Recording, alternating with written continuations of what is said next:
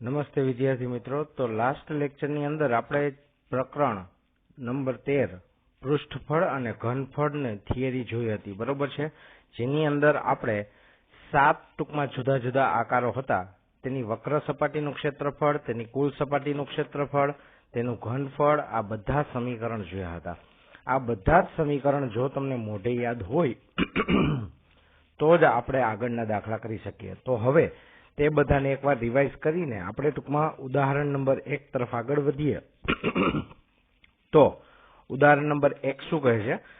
કઈ રીતના દાખલા હોય, વ્યવહારુ જીવનને લગતા જ દાખલા છે, બરોબર છે? અને આ બધી આકૃતિને આપણે ટૂંકમાં બંધ બેસાડવાની છે.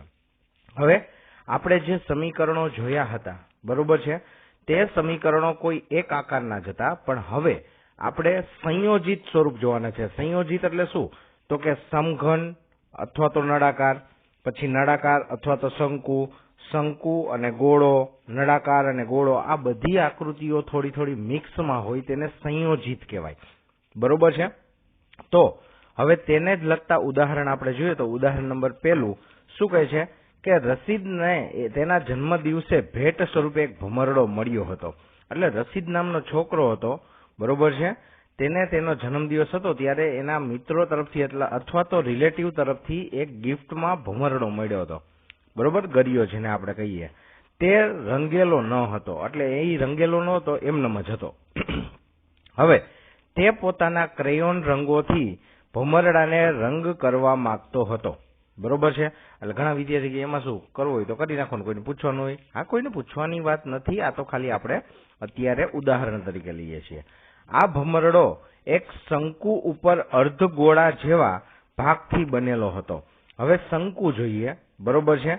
તો આપણને અહીંયા એક શંકુ સરસ મજાનો આપેલો જ છે, આ શંકુ આકાર, બરોબર? એની ઉપર અર્ધગોળાકાર એટલે કે આ રીતે ટૂંકમાં ભમરડો હતો, બરોબર છે? તો આને આપણે રંગવાનો છે. હવે ભમરડાની કુલ ઊંચાઈ 5 સેન્ટીમીટર છે, એટલે કે તેની હાઈટ આપી દીધી ટોટલ આપણને કેટલી? 5 સેન્ટીમીટર. ટૂંકમાં તેની અણીથી લઈને તેના માથા સુધીની હાઈટ આપી દીધી ટોટલ, બરોબર છે? બીજી વાત કે તેનો વ્યાસ કેટલો છે? 3.5. હવે વ્યાસ ક્યાં આવે?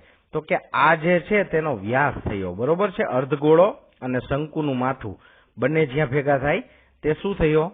તો કે તેનો વ્યાસ થયો. એ કેટલો આપેલો છે? 3.5 સેન્ટીમીટર આપેલો છે. એટલે માની લ્યો કે અહીંયાથી આપણે એનો વ્યાસ ગણીએ, સોરી, ઈ ત્રિજ્યા થઈ, બરોબર? આખો વ્યાસ કેટલો છે? 3.5 સેન્ટીમીટર. તો ત્રિજ્યા લેવી હોય તો શું કરવાનું? r બરાબર d/2 વ્યાસના અડધા કરીએ એટલે ત્રિજ્યા મળે, બરોબર છે? બીજી વાત, જેટલી ત્રિજ્યા અહીંયા r હોય એટલી ત્રિજ્યા અહીંયા r હોય, બરોબર છે? એટલે ટોટલ લંબાઈ જે 5 હતી તેમાંથી શંકુની લંબાઈ તો ફક્ત આટલી જ થાય, બરોબર છે? શંકુની હાઈટ તો બાકીની જે છે તે કોની છે? તો કે જે અર્ધગોળો છે તેની છે, બરોબર છે? એટલે આ વસ્તુને ધ્યાનમાં રાખીને હવે આપણે આગળ વધીએ. તો ભમરડા રંગવાના સંપૂર્ણ ભાગનું કુલ પૃષ્ઠફળ શોધો. એને જે ભમરડો રંગવો છે તેનું પૃષ્ઠફળ આપણે શોધવાનું છે, બરોબર? તો આપણને વ્યાસ આપેલો છે, વ્યાસને અડધો કરી નાખીએ એટલે ત્રિજ્યા મળી જાય. ત્રિજ્યા મળી 35/20, કેમ કે 3.5 એના અડધા ભાગ કરું, બરોબર? અને પોઈન્ટ ઉપરથી દૂર કરું 3.5 એટલે છેદમાં 10 મૂકવા પડે, એટલે કે 35/10 દુને 20 r બરાબર આપણને મળી, બરોબર? તો સૌથી પહેલા તો જે અર્ધગોળો છે, બરોબર છે, તે અર્ધગોળાનું આપણે શું જોઈએ છીએ? તો કે વક્ર સપાટીનું ક્ષેત્રફળ. તો અર્ધગોળાની વક્ર સપાટીનું ક્ષેત્રફળનું સમીકરણ શું થાય? 2πr², બરોબર છે? એટલે ઈ આપણને મળી ગયું 2πr². હવે એમાં 2 તો એમનેમ રહેશે, પાઈ એટલે 22/7, r કેટલા મળ્યા? 3.5/2, એનો વર્ગ એટલે 3.5/2 ગુણ્યા 3.5/2, 2 વાર લખવાનું, બરોબર છે? એટલે 3.5/2 તો એને આપણે 35/20 લખી શકીએ. અને હવે તમે સાદુરૂપ આપો તો મળ્યું 77/4, એટલે કે લગભગ 19.25, બરોબર છે? હવે આ 19.25 મળ્યું તે કોનું મળ્યું? તો કે આપણે જે શંકુ આકારની ઉપર ભમરડાનું જે ટોપ હતું, બરોબર છે, જે અર્ધવર્તુળાકાર હતું, આટલાનું આપણને ક્ષેત્રફળ મળ્યું. હવે કોનું શોધશું? તો કે હવે આપણે શંકુનું શોધશું, બરોબર છે, અને ઈ બંનેનો સરવાળો કરી નાખો એટલે ટોટલ ક્ષેત્રફળ મળી ગયું. તો આપણે શંકુનું શોધવા માટે સૌથી પહેલા શંકુની હાઈટ જોશે આપણે, બરોબર. તો ટોટલ ભમરડાની હાઈટ કેટલી આપી છે? 5 સેન્ટીમીટર, બરોબર છે. એમાંથી જે ત્રિજ્યા હતી, બરોબર, 3.5/2 તે બાદ કરવાની થાય. એટલે ભમરડાની ઊંચાઈમાંથી અર્ધગોળકની ઊંચાઈ એટલે કે ત્રિજ્યા બાદ કરો એટલે 5 માઇનસ 3.5/2. 3.5/2 એટલે 1.75. 5 માંથી 1.75 ગયા તો કેટલા વધ્યા? 3.25. એટલે કે જે શંકુની ઊંચાઈ હતી તે આપણને h બરાબર કેટલી મળી? તો કે 3.25. ત્રિજ્યા આપણને ખબર છે, તો તિર્યક લંબાઈ અથવા તો તિર્યક ઊંચાઈ આપણને કેટલી મળે? L બરાબર, તો કે L બરાબર વર્ગમૂળની અંદર r² + h². r કેટલા હતા? તો કે 3.5/2 એનો વર્ગ વત્તા h કેટલા મળ્યા? 3.25 એનો વર્ગ, બરોબર છે. તો અહીંયા આપણે વર્ગ કરીએ તો 3.5 ગુણ્યા 3.5 કરીએ એટલે 12.25 અને 2 નો વર્ગ 4. હવે 3.25 ગુણ્યા 3.25 કરો એટલે 10.5625, બરોબર. હવે લસા લઈએ તો 4 ભાઈ અહીંયા ગયા એટલે 4 અહીંયા ગુણાકારમાં આવ્યા અને છેદમાં બધાના છેદમાં 4 થઈ ગયા લસા લઈને. એટલે કે 12.25 વત્તા 42.25 છેદમાં 4, બરોબર છે. તો ઉપર બંનેનો સરવાળો કરો 54.50 છેદમાં 4. 54.50 નું વર્ગમૂળ શું થાય? 7.3824 અને 4 નું વર્ગમૂળ 2, બરોબર છે. આ બંનેના વર્ગમૂળ કાઢ્યા અને હવે ભાગાકાર કરું તો 3.6912 એટલે નિયર અબાઉટ મેં શું લઈ લીધું? 3.7 લઈ લીધા, કેમ કે 3.69, બરોબર છે, એટલે 3.7. આને ટૂંકમાં મેં પૂર્ણાંકમાં ફેરવી નાખ્યું, પાછળ 9 હતા એટલે આને આગળ 6 ની જગ્યાએ 7 કરી નાખ્યા, બરોબર છે. તો આવી રીતે આશરે 3.7 થયું. કોનું ટૂંકમાં? તો કે તિર્યક લંબાઈ અથવા તો તિર્યક ઊંચાઈ. તો હવે શંકુની વક્ર સપાટીનું ક્ષેત્રફળ શું હતું? તો કે પાયા RL, બરોબર છે. પાય એટલે 22/7, r એટલે 3.5/2 અને L કેટલા મળ્યા? તો કે 3.7, બરોબર છે. આ બધાને આપણે પૂર્ણાંકમાં રાખીએ તો 22/7, 35/20, 37/10. બધું ગુણાકારમાં હોવાથી આપણે ડાયરેક્ટલી છેદ ઉડતા હોય તો ઉડાડી દેવાના, બરોબર છે. એટલે વધશે 11 ગુણ્યા 37/20, બરોબર છે. હવે જે ટૂંકમાં 37 ગુણ્યા 11 કરીએ એટલે 407 અને છેદમાં 20 એમનેમ એનો ભાગાકાર કરીએ એટલે 20.35. આ કોનું મળ્યું? શંકુનું. એટલે અર્ધગોળકનું મળ્યું, તેને સાઈડમાં રાખ્યું. ત્યારબાદ આપણે શંકુનું શોધ્યું.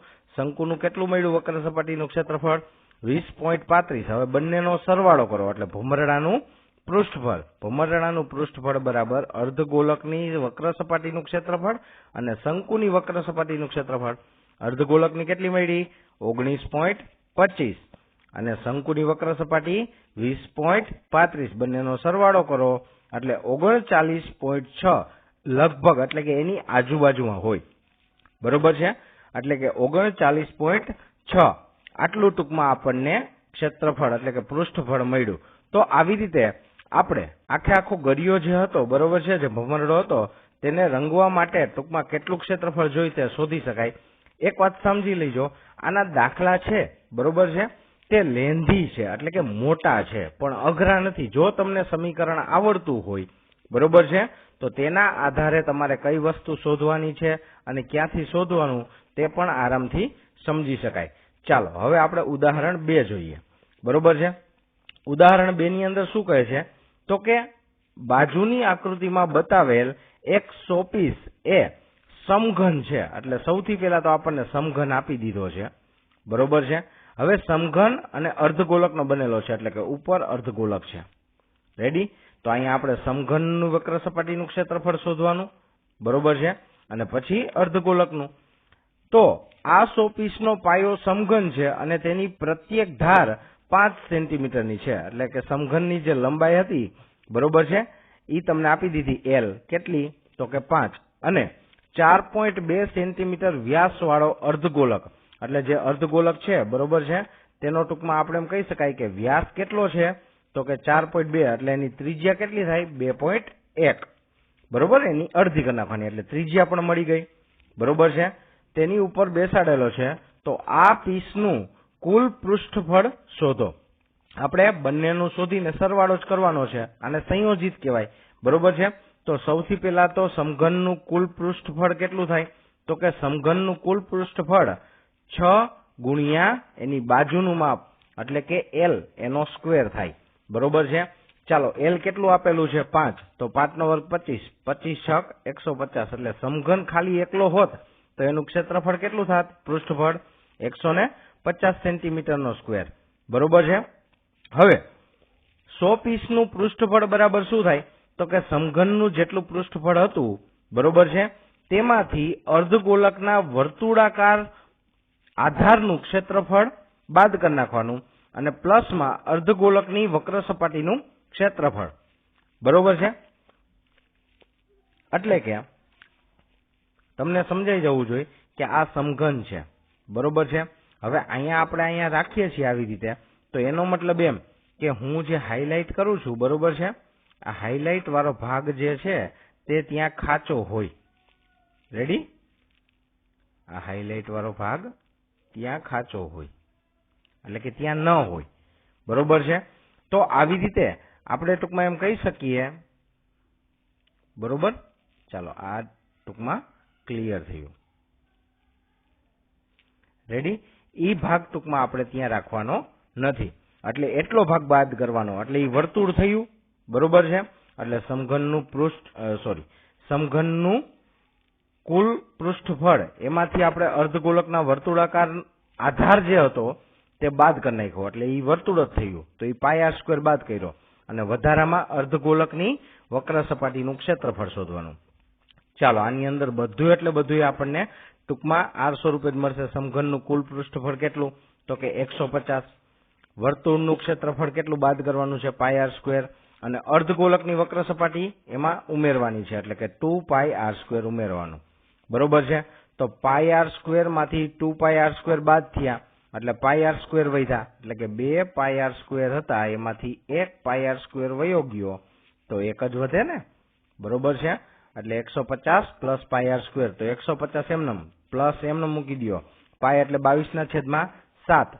હવે ત્રિજ્યા આપણને ત્રિજ્યા જનરલી કેટલી ટૂંકમાં આપી છે 4.2 સેન્ટીમીટર વ્યાસ બરોબર છે. તો એના અડધા કરીએ તો 4.2/2. હવે એને પૂર્ણાંકમાં લઈ આવીએ તો 42/20 r બરાબર. હવે અહીંયા બે વાર r મૂકવાના થશે કેમ કે r નો વર્ગ છે એટલે 42/20 ગુણ્યા 42/20. ચાલો તો 150 એમનેમ પ્લસ ની નિશાની એમનેમ ઉડતું એટલું ઉડાડી દો બરોબર છે. 11 6 ગુણ્યા 21/100 આટલું વધશે બરોબર છે.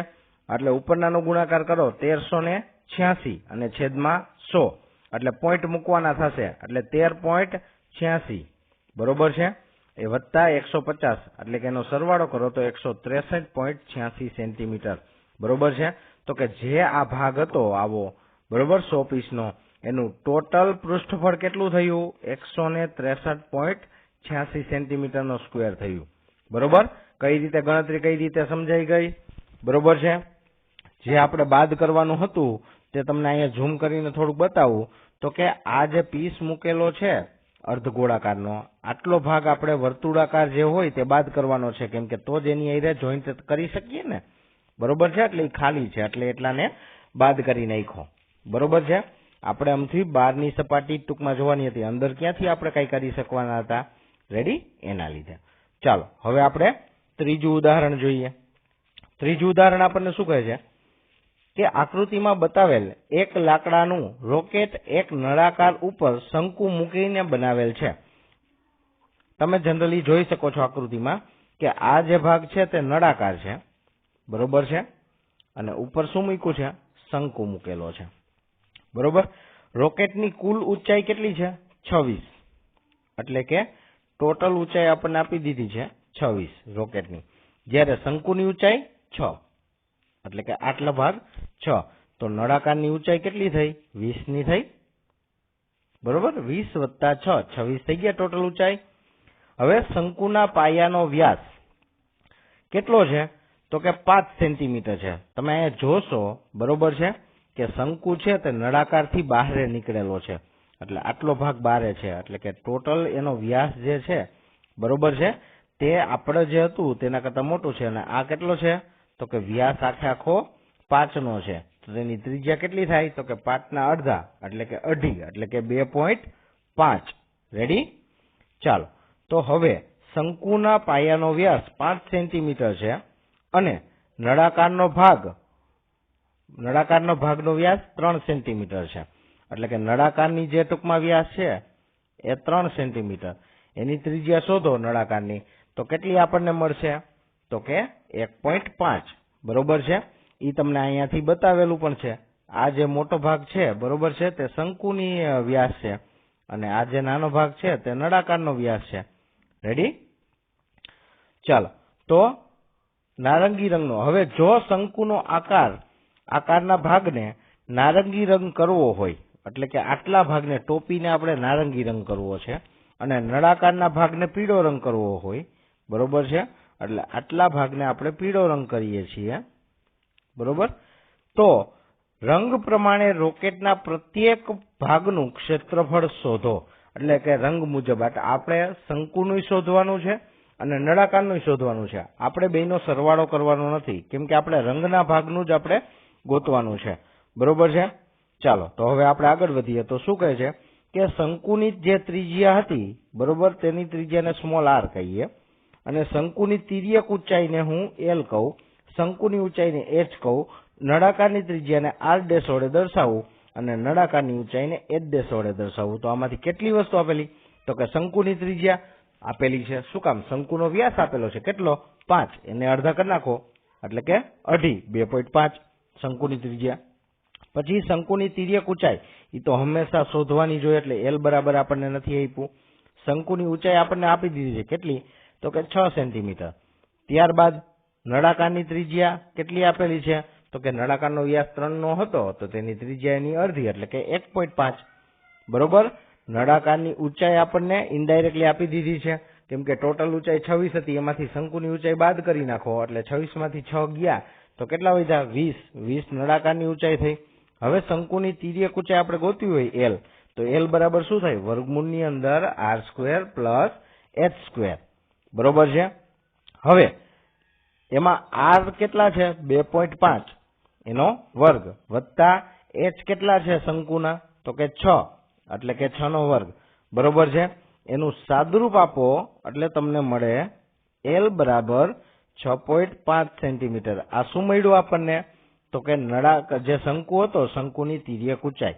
હવે જો અહીં શંકુનો પાયાનો ભાગ નળાકારની વર્તુળાકાર સપાટી ઉપર મુકાયેલો છે, પરંતુ શંકુનો પાયો નળાકારના વર્તુળાકાર ભાગ કરતા વધારે મોટો છે. આપણે વાત કરી હતી ને કે આ આપણું શું છે? નળાકાર છે, અને એના કરતા કોણ મોટો છે? શંકુનો પાયો મોટો છે. આ રીતનું છે. બરોબર છે. તેથી શંકુના આધારની વધારાની સપાટીને પણ રંગવાની છે. એટલે કે આ ભાગ જે તમને દેખાય, ખાલી આ ઉપરનો ભાગ જ રંગવાનો છે એવું નથી. અહીંયા નીચેનો ભાગ આટલો તો રંગવો જ પડે. બરોબર, એટલે એ પણ આપણે ગોતવું પડશે. રેડી? તો આપણે એ ભાગને પણ રંગવાનો છે. તેથી નારંગી રંગના ભાગનું ક્ષેત્રફળ કેટલું થયું? એટલે કે શંકુનું આપણે ક્ષેત્રફળ શોધવા જઈએ તો કે શંકુની વક્ર સપાટીનું ક્ષેત્રફળ. બરોબર છે. વધારામાં શંકુના આધારનું ક્ષેત્રફળ. બરોબર, એટલે કે શંકુનું જે તળિયું એ કેવું હોય? વર્તુળાકાર હોય. વર્તુળાકારમાંથી આપણે નાનું વર્તુળ બાદ કરવું છે, એટલે કે નળાકારના આધારનું ક્ષેત્રફળ બાદ કરવું છે. એટલે કે આવી રીતે આમ હતું. બરોબર છે. આ શંકુની ટૂંકમાં વ્યાસ થયો, આ નળાકારનો વ્યાસ થયો, તો આપણે આટલો ભાગ જ રંગવાનો છે, બહારનો ભાગ જ. બરોબર છે. આ રીતે તળિયેથી હું જોઉં તો આ રીતનું મને દેખાય. એટલે એનો મતલબ એમ કે જે શંકુનું ટૂંકમાં ક્ષેત્રફળ હતું, તળિયાનું ક્ષેત્રફળ, એમાંથી નળાકારનું ક્ષેત્રફળ બાદ કરી નાખવાનું થાય. બરોબર છે. તો આ વર્તુળ થયું એક પ્રકારનું. શંકુના આધારનું ક્ષેત્રફળ એટલે πr², અને આ જે વર્તુળ છે તે નળાકારનું હતું આધારનું ક્ષેત્રફળ, એટલે એમાંથી બાદ કરી નાખવાનું. કેટલું બાદ કરવાનું? તો કે પાઈ આર ડેશ નો સ્ક્વેર. શું કામ આર ડેશ? કેમ કે નળાકારની ત્રિજ્યાને આપણે આર ડેશ વડે દર્શાવેલું હતું. રેડી? તો આવી રીતે આપણે શંકુની વક્ર સપાટીનું ક્ષેત્રફળ કેટલું થાય? પાઈ આર એલ. તો આપણે પાઈને એમનેમ રાખીએ, બધામાંથી પાઈ કોમન નીકળી જાય. બરોબર? પાઈને કોમન કાઢી લ્યો. તો હવે વધ્યું આર. આર કેટલા? તો કે 2.5 શંકુ માટે. એલ કેટલા મળ્યા? તિર્યક ઊંચાઈ 6.5. બરોબર? હવે આમાંથી તો આપણે પાઈ દૂર કરી લીધો તો આર વધ્યા, એટલે 2.5 નો વર્ગ માઇનસ આમાંથી પણ પાઈ દૂર કરી નાખ્યા, કોમન કાઢી લીધા, તો એ નળાકારની ત્રિજ્યા છે 1.5 એનો સ્ક્વેર. સાદુરૂપ આપો તો પાઈ તો 12 જ છે. 2.5 ગુણ્યા 6.5 કરો એટલે 16.25. 2.5 નો વર્ગ કરો 6.25. 1.5 નો વર્ગ કરો 2.25. બરોબર છે? તો 16.25 વત્તા 6.25 22.5. બરોબર છે? અને એમાંથી કેટલું બાદ કરવાનું? તો કે 2.25 બાદ કરવાનું. 22.5 થી 2.25 બાદ થયા 20.25. અને આગળ શું હતું? તો કે પાઈ. પાઈની કિંમત કેટલી? તો કે 22/7 પણ લઈ શકો છો અને 3.14 પણ લઈ શકો છો. તો 3.14 લઈને ગુણ્યા 20.25 કરો એટલે કે 63.585 સેન્ટીમીટર નો સ્ક્વેર આ શંકુનું ક્ષેત્રફળ થયું. બરોબર છે? એટલે એટલું આપણે નારંગી રંગનું રંગવાનું છે. બરોબર છે? ચાલો હવે આપણે પીળા રંગને રંગવા માટેની વાત કરીએ. તો પીળા રંગના ભાગનું ક્ષેત્રફળ કેટલું થાય? તો કે નળાકારની વક્ર સપાટીનું ક્ષેત્રફળ, આખું વક્ર સપાટીનું ક્ષેત્રફળ લઈ લ્યો. બરોબર છે? વત્તા નળાકારના પાયાનું ક્ષેત્રફળ. પાયો એટલે તળિયું, કેમ કે તમે આવી રીતે જયારે આની ગણતરી કરશો, બરોબર છે, આપણે જે સમીકરણ ટૂંકમાં આવેલા હતા તે કોના હતા? તો કે આ બહારના ભાગના જ હતા. અહીંયા અંદરના ભાગના ક્યાંય નહોતા. તો આપણે તો અહીંયા આ ભાગ તો રંગવાનો જ નથી, એટલે એટલો ભાગ આપણે બાદ કરવો જોશે. પણ આ ભાગ આપણે રંગવો પડશે. ગ્રીન કલરનું કરું છું તે. બરોબર છે? એટલે આપણે શું કીધું? નળાકારના પાયાનું ક્ષેત્રફળ, એટલે કે નળાકારની વક્ર સપાટીનું ક્ષેત્રફળ જે આ થયું, વધારામાં પાયાનું ક્ષેત્રફળ. તો નળાકારની વક્ર સપાટીનું ક્ષેત્રફળ શું થાય? 2 π/h. બરોબર છે? આ એનું ક્ષેત્રફળ છે. એટલે એનું આપણે સમીકરણ મૂકીએ તો નળાકાર માટે 2 π તો એમનેમ, આર ની જગ્યાએ આર ડેશ, કેમ કે નળાકારની ત્રિજ્યા આપણે આર ડેશ કીધી છે, નળાકારની ઊંચાઈ આપણે h ડેશ કીધી છે. બરોબર છે? અને વધારામાં આ તળિયું વર્તુળાકાર હોય એટલે કે પાઈ આર ડેશ નો સ્ક્વેર. બરોબર છે? નળાકારની ત્રિજ્યા મૂકવાની થાય. રેડી? તો બંનેમાંથી કોમન નીકળે પાઈ આર, વધ્યું 2h dash plus are dash. હવે પાઈ એટલે કેટલા? 3.14. આર ડેશ એટલે કેટલા? 1.5. બરોબર? જે આ બે હતું. હવે કાઉન્સમાં 2 ના 2 એમનેમ, અને h ડેશ બરાબર 20 વત્તા આર ડેશ બરાબર 1.5. રેડી? હવે આ બંનેનો ગુણાકાર કરો, કેટલા થાય? 40. 1.5 એમનેમ, આ બંનેનો ગુણાકાર કરો 4.71. બરોબર છે? હવે 4.71 તો થઈ ગયા. હવે 4.71 એમનેમ, 40 વત્તા 1.5 એટલે 41.5. આ બંનેનો ગુણાકાર કરો એટલે 195.465 સેન્ટીમીટર નો સ્ક્વેર. આ કોનું થયું? તો કે નળાકારનું ક્ષેત્રફળ. બરોબર છે? એટલે એનો મતલબ એમ કે પીળા રંગનું જેટલું આપણે રંગવાનું છે તે 195.465 બરોબર સેન્ટીમીટર નો સ્ક્વેર થશે. અને કેસરી રંગનું જે રંગવાનું છે તે કેટલું થશે? નારંગી રંગનું, તો કે 63.585. બરોબર છે? તો આવી રીતે સમજાણું, એક પણ ભાગ મુકાવવો જોઈએ નહીં. તો આ રીતે આપણે ટૂંકમાં ક્ષેત્રફળ શોધી શકીએ છીએ. બરોબર? ચાલો હવે આપણે શું કરશું? તો કે હવે આપણે ચોથું ઉદાહરણ જોઈએ, જે આપણું આજના લેક્ચરનું લાસ્ટ ઉદાહરણ છે. બરોબર? તો ચોથું ઉદાહરણ આપણને શું કહે છે? તો કે મયંકે તેના બગીચામાં પક્ષીઓને પાણી પીવા માટે નળાકારના એક છેડે અર્ધ ગોળાકાર હોય તેવું પક્ષી કુંડ બનાવ્યું. બરોબર છે? આ નળાકાર છે. રેડી? અને તેના એક છેડે આવી રીતે અર્ધ ગોળાકાર આ રીતનું તેને કુંડ બનાવ્યું, એમાં પાણી પડ્યું રહે. બરોબર છે? હવે નળાકારની ઊંચાઈ 1.45 મીટર છે, એટલે કે નળાકારની ટોટલ ઊંચાઈ કેટલી? 1.45. બરોબર છે? અને તેની ત્રિજ્યા 30 સેન્ટીમીટર છે, એટલે કે નળાકારની ત્રિજ્યા 30 સેન્ટીમીટર ત્રિજ્યા જ આપી છે, વ્યાસ આપ્યો તો એનો અડધું કરવું પડે. તો પક્ષીઓ માટે પાણી પીવાના આ પાત્રનું કુલ પૃષ્ઠફળ કેટલું થાય? બરોબર છે. હવે નળાકારની અંદર કોણ બેસેલું છે? તો કે અર્ધ ગોળાકાર. બરોબર છે. એ અર્ધ ગોળાકારને આપણે બાદ કરવાનો થશે. બરોબર છે. એટલે કે એની અંદર ફીટ બેસાડો છે, એટલે બાદ નહીં, સોરી, સરવાળો કરવાનો થશે.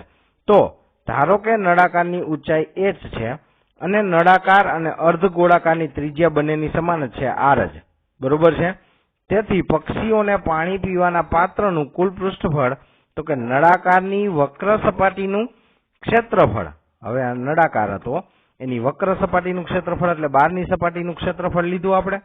બરોબર છે. અને વત્તા અર્ધ ગોળાકાર જે હતો, બરોબર છે, તેનું ક્ષેત્રફળ. એટલે કે નળાકારની વક્ર સપાટીનું ક્ષેત્રફળ કેટલું? 2πrh અને અર્ધ ગોળાની વક્ર સપાટીનું ક્ષેત્રફળ πr², 2πr². બંનેમાંથી કોમન નીકળે 2πr, તો વૈધા h પ્લસ r. તો 2 ના 2 એમનેમ, પાઈ એટલે 22/7, r એટલે 30. ઘણા વિદ્યાર્થી કહેશે કે સર પાઈ ને આપણે ઘણીવાર 3.14 લઈએ છીએ, ઘણીવાર 22/7 લઈએ છીએ. કાંઈ વાંધો નહીં, બંનેની કિંમત સરખી જ થાય છે. બરોબર છે. એ આશરેની કિંમત જ અમથું પરફેક્ટ આપણે ન મળે. બરોબર, એટલે આશરેની કિંમત જ શોધવાની હોય, એટલું વેરિએશન તો આવે. જેમ કે 35.4 હોય, ઘણા વિદ્યાર્થીઓને 35.6 જવાબ આવ્યો, તો એ ખોટો ન કહેવાય, એ સાચો જ કહેવાય. ચાલો, તો r બરાબર આપણને ત્રિજ્યા કેટલી આપી? 30. h બરાબર હાઈટ કેટલી? 145. કેમ કે 1.45 મીટર કીધું છે. બરોબર છે. અને સેન્ટીમીટરમાં ફેરવવા હોય તો એના ગુણ્યા આપણે 100 કરવા પડે. 1.45 ગુણ્યા 100 એટલે સેન્ટીમીટરમાં ફેરવાઈ જાય. હવે 1.45 ગુણ્યા 100 થયા. બરોબર છે. તો 1.45 માંથી પોઈન્ટ દૂર કરવું તો કેટલા થાય? 2 પોઈન્ટ મૂકવા પડે, 2 0. અહીંયા ગુણ્યા તો 100 હતા જ, 100 વયા ગયા, તો 145 વધ્યા, એટલે કે 145 સેન્ટીમીટર. કેમ કે બધાનો એકમ સરખો હોવો જોઈએ.